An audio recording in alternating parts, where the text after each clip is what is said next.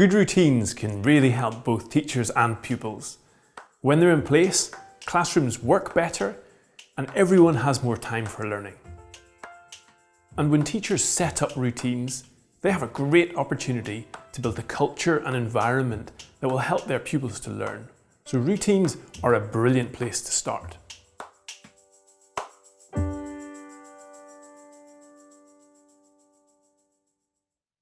We know that the environment in which pupils learn can have a big impact on the quality of their learning. All pupils thrive in an environment where they feel safe and secure, and predictability can help with this. A predictable and secure environment can be particularly valuable for pupils with SEND. Predictable doesn't mean boring or unstimulating, quite the opposite. A predictable environment can provide structure and security that enables pupils to do a wide range of activities such as playing, asking questions, and thinking deeply.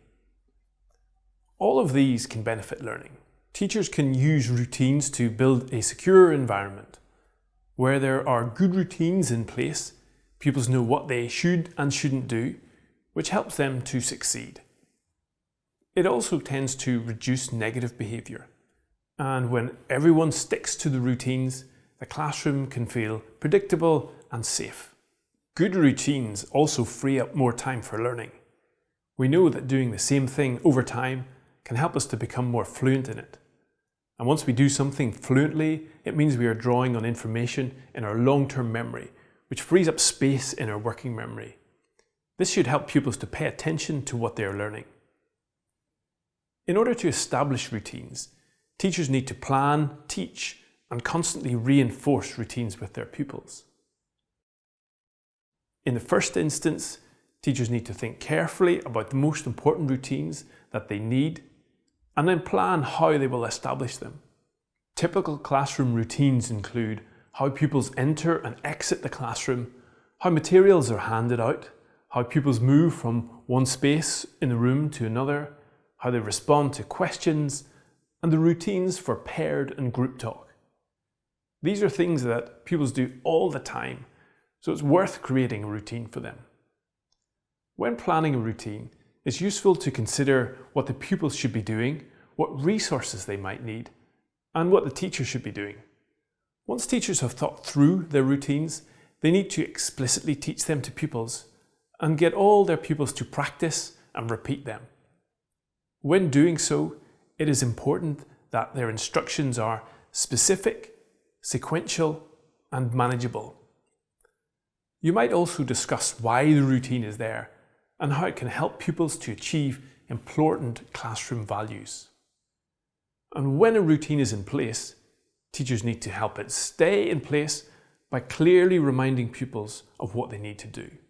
Positive reinforcement is a great way to communicate the shared values that improve classroom and school culture.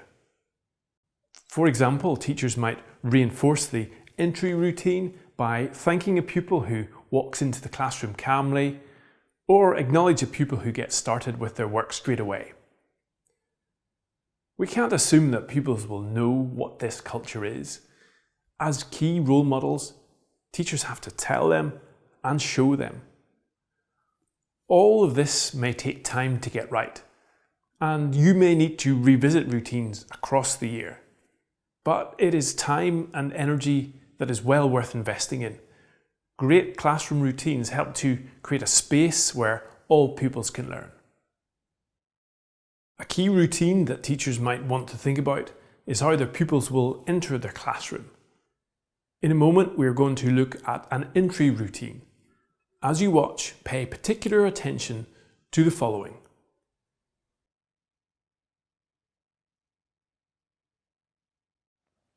The way that pupils enter the classroom can have a big impact on the start of the lesson. We want to help them enter calmly and focus their attention on what they're about to learn. Imagine I'm teaching a Year 4 class. I've collected them from the playground after break, and they are lined up waiting to enter the classroom. When they enter, there is an activity asking them to complete punctuation errors in simple sentences. This is something that they have practiced before, and I know that my pupils can all access the learning on their own. I've previously taught the class how I want them to enter the classroom, and they've practiced this. Now they're doing it well, I want to reinforce our entry routine so that it really sticks. Before the lesson, I quickly scripted what I want to say to make sure that my instructions are really clear. Good morning, Year 4. It's lovely to see you all lined up so silently. So, when we come into the classroom today, remember, you're going to move straight to your desk, begin the starter task in silence. Okay, first 10, in you come. Morning, Arfan. Morning, Bartek. Morning, Shante. I can see Arfan's already started the task in silence, thank you. Morning, Lily. So is Shante. Thank you. Everyone moving nice and silently, thank you. So let's unpick the model. To begin with, I set clear expectations. I told them to come in, to move to their seats, and then begin the starter activity in silence. I then reiterated these instructions as the first couple of students entered. My pupils are familiar with this routine, but it's still important to remind them of each step in detail. First, they enter the classroom in silence, then they sit at their seat and begin the starter activity. My instructions were specific and sequential, which help pupils to follow them. I used positive reinforcement to help maintain the routine. As soon as I noticed pupils who were doing what I expected, I pointed this out. Arfan has made a start. Again, even when pupils are confident with the routine, positive reinforcement helps to keep it in place. You might also have noticed that I gave a non-verbal reminder. At one point in the routine, I noticed that one of my pupils hadn't started the work as I'd asked. I looked at the pupil, then pointed at the instructions on the whiteboard. This quick, non-verbal reminder was enough to get the pupil back on track, and it didn't distract me or the other pupils. I was able to see this behaviour because I was standing in a position where I could see both into the classroom and the pupils as they entered, and I was constantly checking both. Finally, I created a culture where trust and respect are important by greeting each pupil in the same polite, warm and friendly manner. In doing so, I'm welcoming each pupil into the classroom and establishing a positive tone for the lesson. I want my pupils to be polite, so it's essential that I model this to every single one of them. And I also want them to begin the lesson with a positive interaction. Overall, my instructions help pupils follow the routine and get started quickly. In this video, we've thought about the role that routines play in the classroom, identified the key features of a good routine, and looked at an example that demonstrates these. Before we finish, take a moment to read through the key features of effective routines.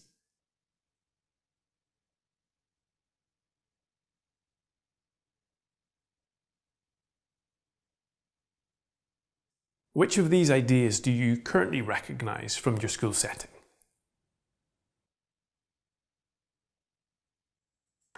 A big part of our job is to build an environment where pupils can learn and succeed. Getting your routines right provides a great foundation for learning.